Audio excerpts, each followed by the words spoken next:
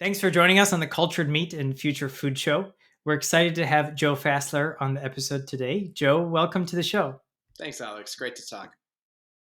So there's definitely been a lot of buzz about the industry or within the industry from your recent article, and I'm excited to get a little bit deeper into that.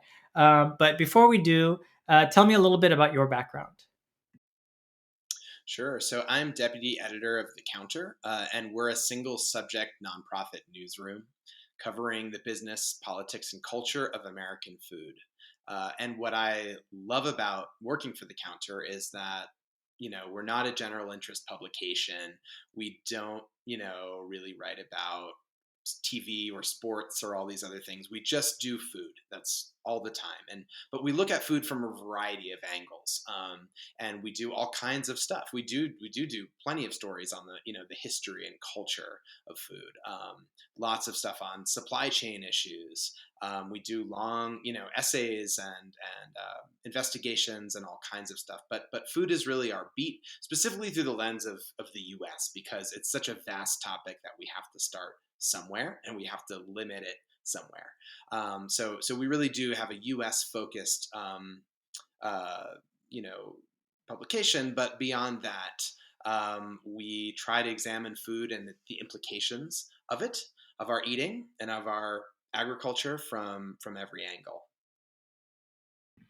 Excellent. And I have some cliff notes of the article here, so you might see me referencing it from time to time. But I really want to kind of focus the discussion around the article from September 22nd, less than a month ago. Lab grown meat is supposed to be inevitable. Science tells a different story. And I first want to say, Joe, I've been receiving a lot of emails about this article, so I can't even imagine how much kind of feedback or kind of comments you must have been receiving. Have you been seeing kind of more feedback from this article than other articles, would you say? It's been pretty overwhelming. Yeah, there's been a lot of discussion, both sort of on social media and comments boards and publicly, but I've received a lot of mail as well, and it's really been fun to talk to people on this one. I've had all kinds of responses. I would say for the most part, very positive, regardless of whether the person writing to me is someone who is, and financially or emotionally invested in cultured meat. There are people saying, this is sobering, but thank you for your reporting. I feel like I understand it better. I've also heard from a lot of people from the industry, some of whom have only spoken to me, sort of off the record, just saying, thank you for saying this. This is the kind of thing we can't talk about. But it's not that the industry is unaware of these issues. I would say after the piece came out, I was surprised and impressed to find out how fluent I think a lot of folks who are actually, working on this problem one way or the other really get this stuff. But I think the kind of public conversation, specifically when it comes to the sort of general interest media, is way behind where the conversation within the industry actually is. And that was one thing I was hoping that the piece could kind of rectify. So it's been thrilling to hear from folks, and I've been very gratified by the response to the piece and some of the honesty and humility that I've seen coming from folks who have put a lot of time or a lot of money into making this work out. You mentioned that people within the industry felt they can't really touch on some of these topics that you've covered. Why do you think that is?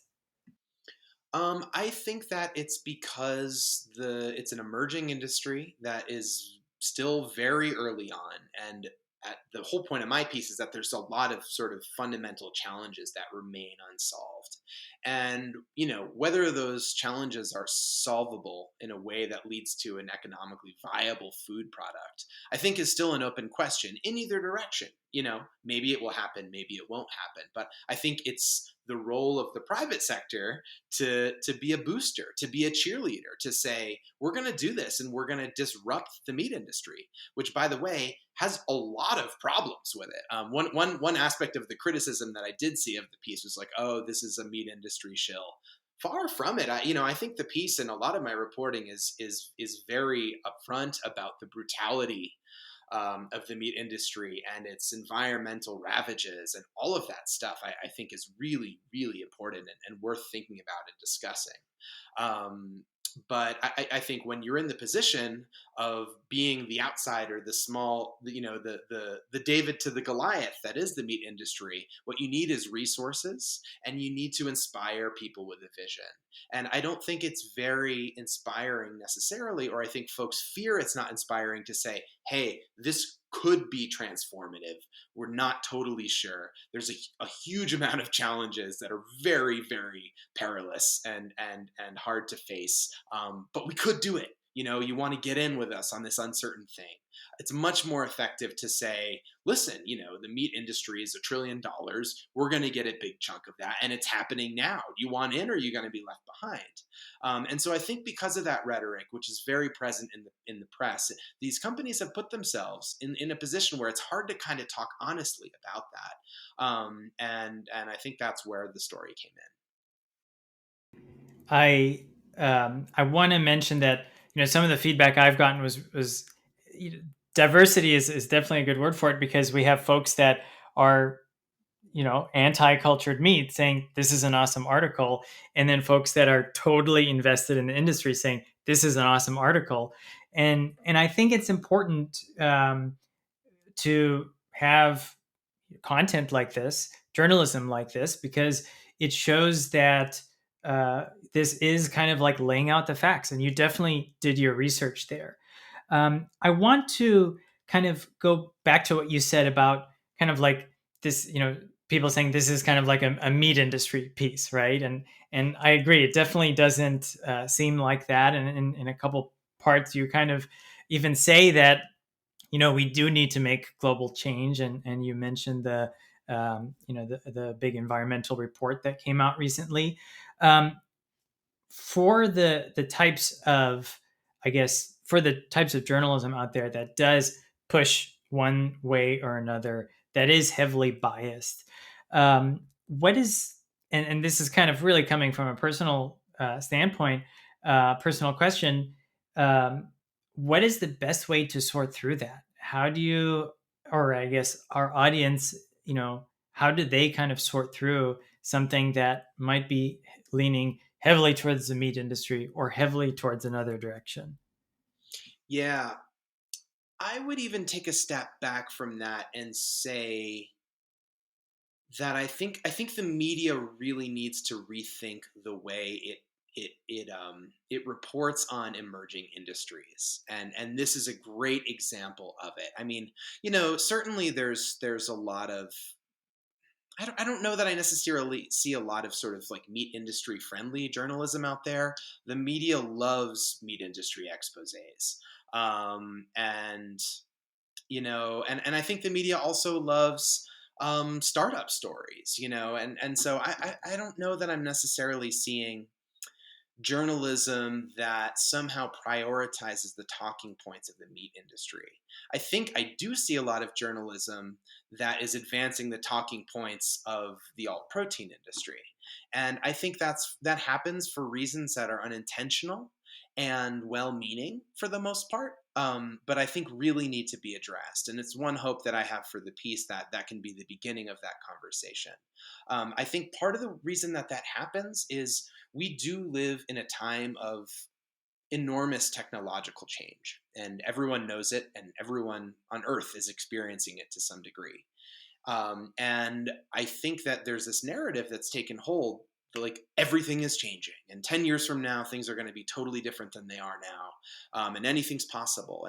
And to an extent I think that's true, but it's also resulted in this really uncritical sort of stance in a lot of journalism, where the media is just like, look at this hot new shiny thing, whether it's cultured meat or self-driving cars or whatever, and they sort of unintentionally play into this inevitability narrative, even if those things are still very far away. And I think that's irresponsible.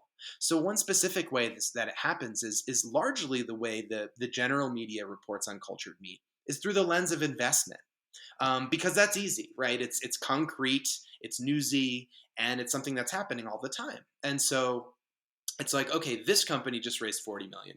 This company just raised $140 million. Now Tyson is investing in a cultured meat company. All of these headlines together, taken together, they kind of create this impression that this is a booming industry, and to an extent, it is. I mean, it is growing relative to itself. But what the media has not done is really shown that investment doesn't necessarily mean anything. That investors invest in companies for all kinds of reasons, often just to hedge their bets, or because they have FOMO, because someone else did it. And some of the off the record conversations I've had with people within the industries, they're like, listen, investors do not do their due diligence. Like some of them like couldn't pass a biology class, like they don't know what they're doing. What they're interested in is the shiny prize. And they also know a lot of their investments are going to fail, right? That's the whole, venture capital model is you invest in 10 companies and 9 fail and one of them grows 10x and you're good, right? And so by simply reporting on investment as though it's some kind of indicator of the meat industry being on the way out or of the viability of this technology, I think is incredibly misleading. And I think part of the reason journalists do that is because the science when it comes to this stuff is very, very complicated. And it took me months to try to even get a grasp on some of the basics. I think folks have just sort of avoided doing that work. But I hope that can change. I hope that we can kind of no longer decouple the investment story from the scientific story, because ultimately they're going to come together and ultimately they are the same thing. You've done a very good job of really linking to all of the kind of critical um, articles and really documents that you cover, and you do get pretty deep, which is really exciting. And for those of you that are watching or listening, there should be a link directly to the counter article from Joe in the show notes. And so if you haven't looked at it already, it'll be right there. You mentioned that the media is spinning it one way or another, and the article does cover in quite detail the TEA, or the techno-economic analysis, from GFI. And I want to kind of just ask that, we know that GFI is a huge advocate in the space, and very bullish on this technology, and in many ways part of their mission. And I'm definitely one to say that they've done really great things, and are continuing to do great things for the industry. But everybody in the industry does know that they are kind of there for the mission of reducing animals in the food system. And so I guess when we're looking at the Open Philanthropy TEA and the GFI TEA, was there, throughout your conversations with interviews with folks, was there really anybody that says, well, of course GFI is going to be pushing towards this direction because that's their mission? Any kind of feedback like that? Yes, I think, and I would say also as well with Open Philanthropy, that did the much more robust TEA. I think within the industry, they're known for Open Phil is known for being slightly more skeptical of cultured meat, though they have been a big investor in some plant based companies. So and is very aligned with the mission of cultured meat. So I did talk to some people who aren't necessarily in the piece, and I talked to a lot of folks who, it's a long story, and they just didn't end up appearing in the piece. But one attitude that I did hear is like, yes, like we expect to hear this from Open Phil, and we expect to hear this from GFI. And in a way, these are two unsurprising conclusions from two organizations who kind of have a broadly understood um, reputation in terms of kind of where they sit. The difference, though, is that I personally felt that the level of of detail within the open fill report. To me, it was like a roadmap to this industry. I read it and I suddenly started to think differently because it really does grapple with specific biological and engineering problems. And I haven't talked to anyone who has, in a convincing way, told me they can solve these problems. In fact, everyone said, yes, Dave Humbird, the author of that report, essentially got it right. And these are the challenges, right? And the GFI report, it's just not as detailed, and it does do things that, for instance, like saying, okay, in order for the cost to be viable, the amount of the cost of growth media or of proteins or whatever are going to need to come down. But it doesn't say how that's going to happen or what the challenges might be. And so in that way, I found just the Humbert report to be much more compelling and clear. That said, I've spent a lot of time on the phone with folks from GFI, and they assure me that they wouldn't try to promote this technology if they didn't feel it would work.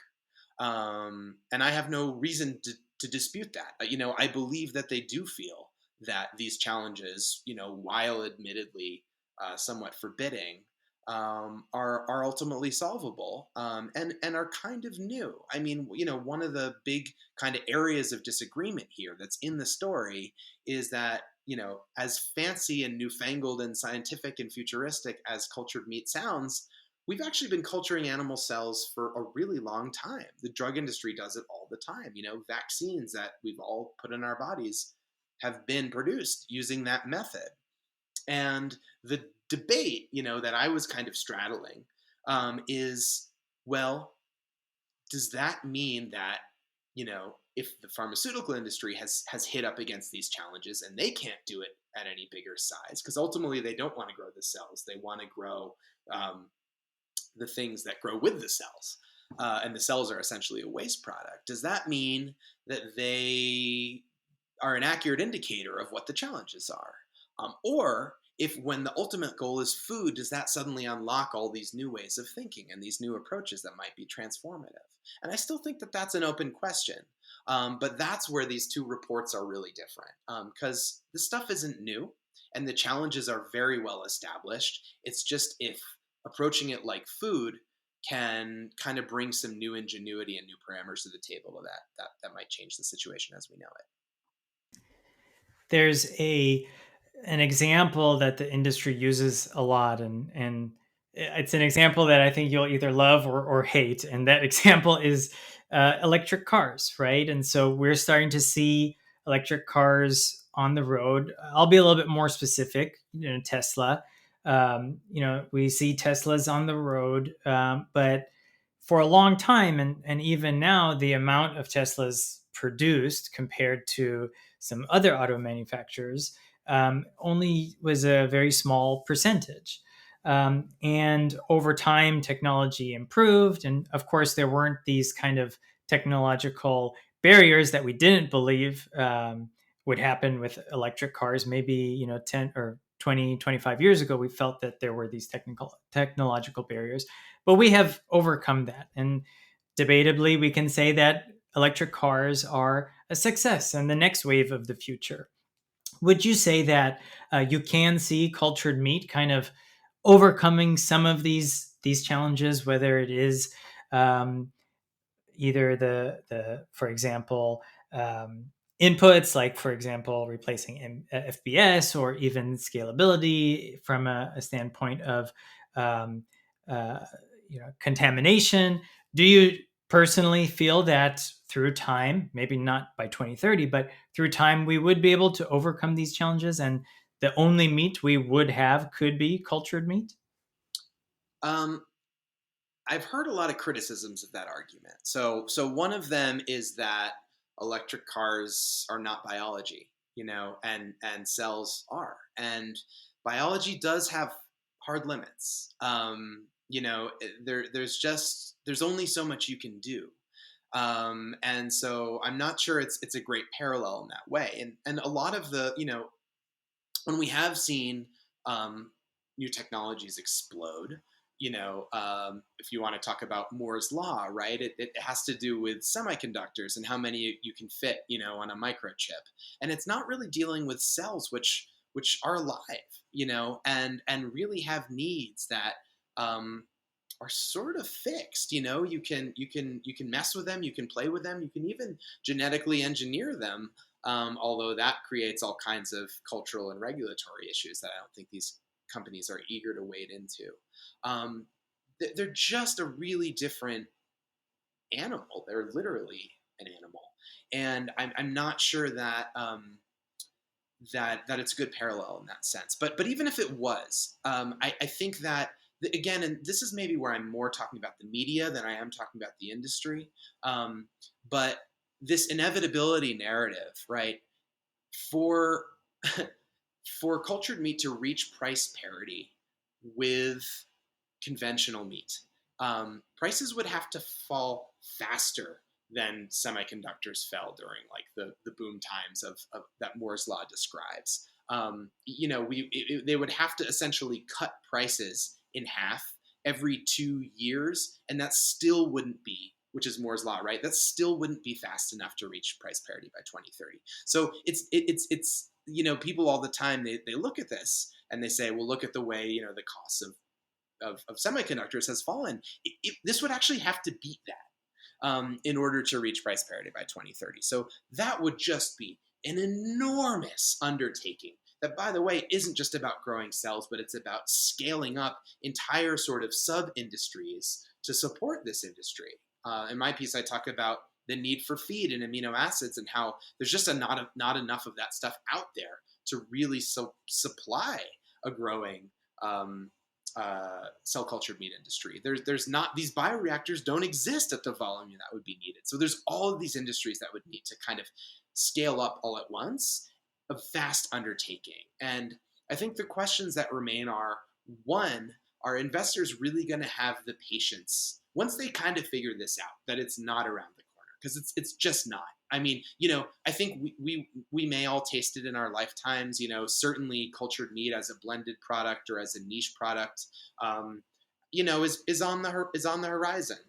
But in terms of meaningfully taking on market share from the meat industry, when investors figure out that it might not be in 10 years, it might not be in 20 years, it might be longer. How much of an appetite are they really going to have to continue to fund this? And how much of a foothold will companies really be able to gain? The other question is, how much money can we afford to put into such an unproven technology when we have so many dire problems at this very moment right now? And there are things that we do know that work already. We know what we need to do to address climate change. If that's the rationale, there are a lot of things we can do that don't have anything to do with cultured meat. And I think the third aspect of it, that it's like cultured meat isn't going to work unless we do certain things anyway.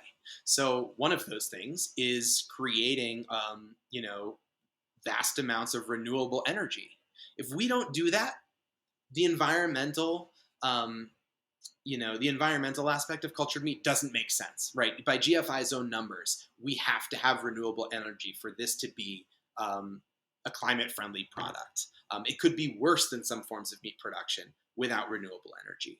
So given that that's kind of a baseline requirement, what if we first start to put our energy into that? I think that's a criticism that's hard to avoid. And you can argue, well, can't we do two things at once?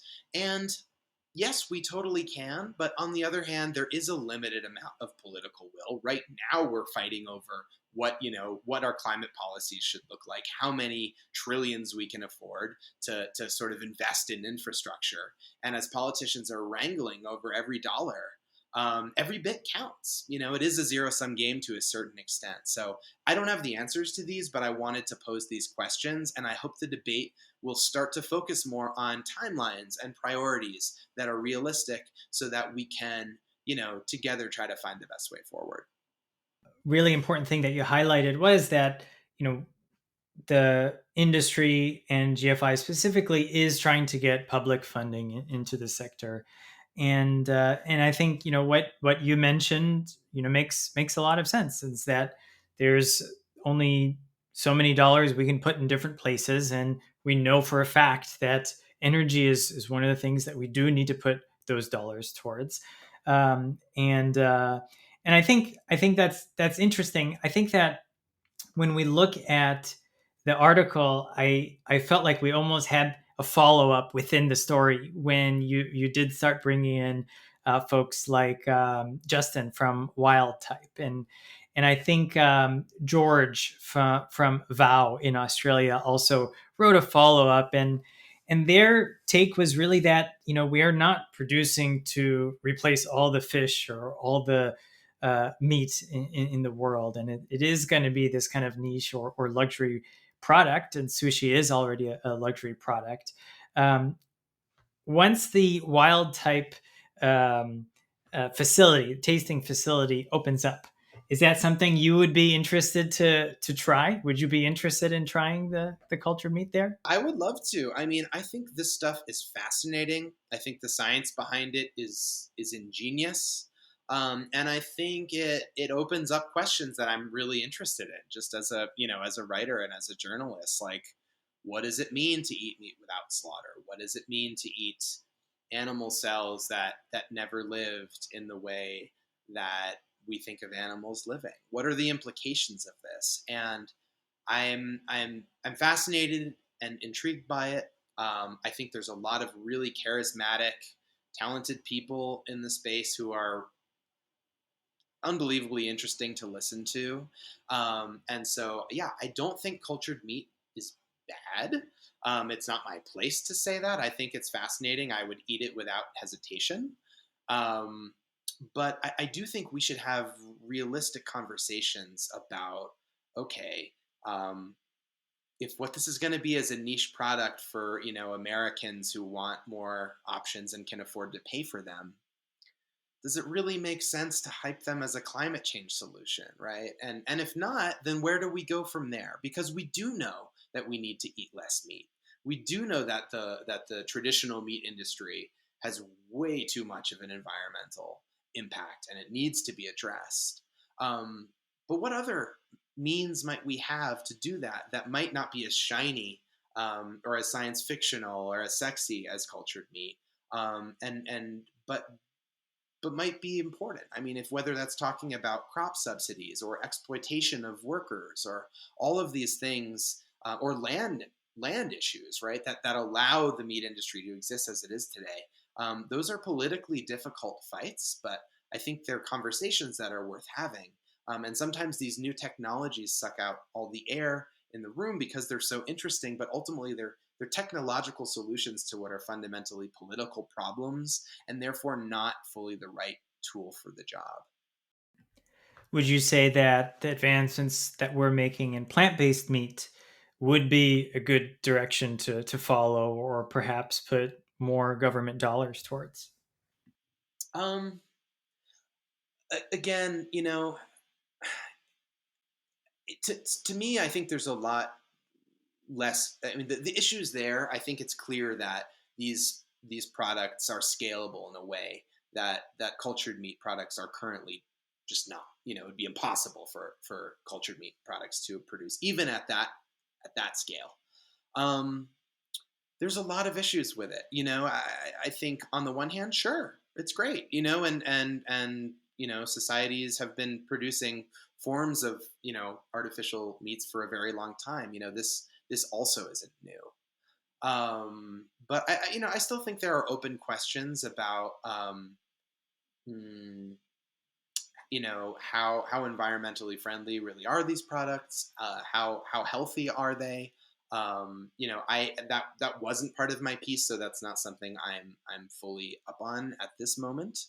But I think that conversation is totally worth having. I think it should happen in the same kind of way. That's nuanced and interesting, and not just focused on like, hey, Carl's Jr. sells the Impossible Burger now. Like, let's write another piece about that.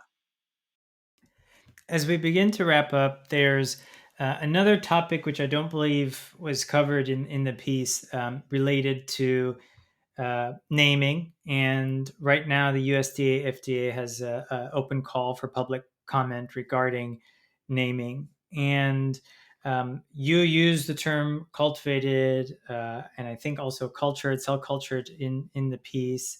What are your thoughts on kind of directions of naming?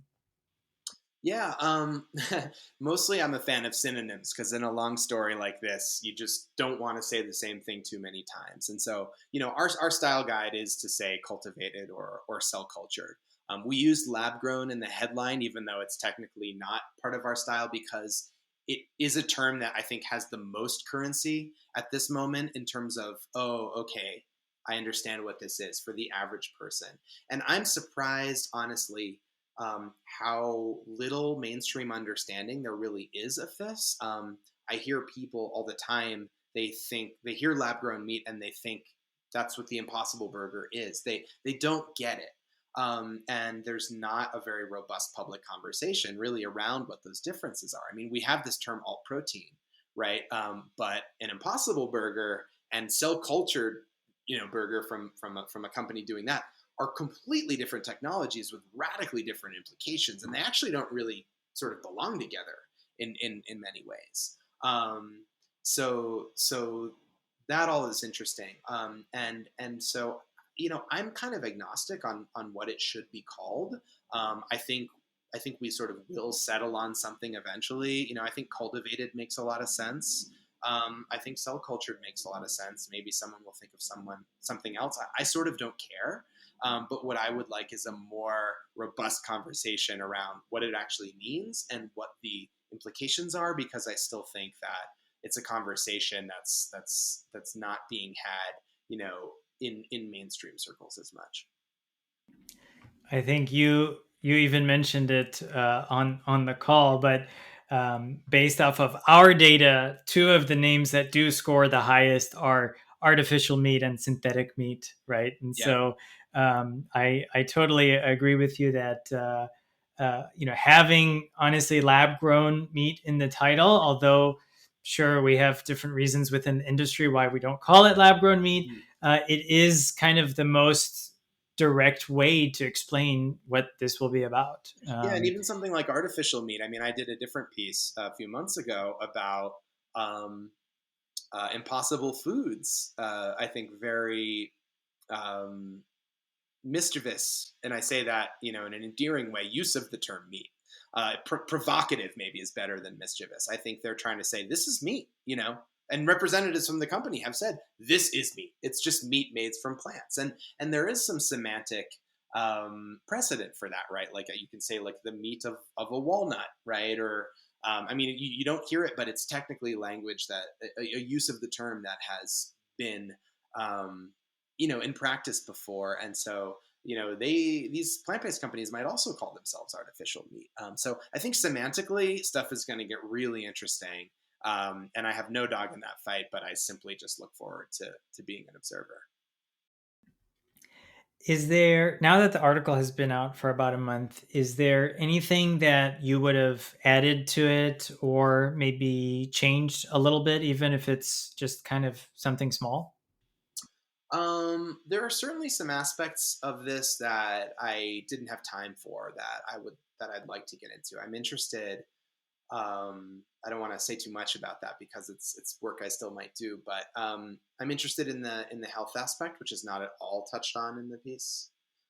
Um, and there's some aspects of the sterility conversation that I might have gone into more detail about, which is really interesting. I mean, a big part of this is just the debate around how aseptic are these spaces going to need to be, and how much is the threat of an errant virus or bacteria going to have the ability to shut down these plants. And the folks who cleave more towards the pharmaceutical end of things say, listen, like the idea of this being like a brewery, or I've even heard some people say, oh, it's just going to be like a bread maker on your countertop and you're going to grow meat there.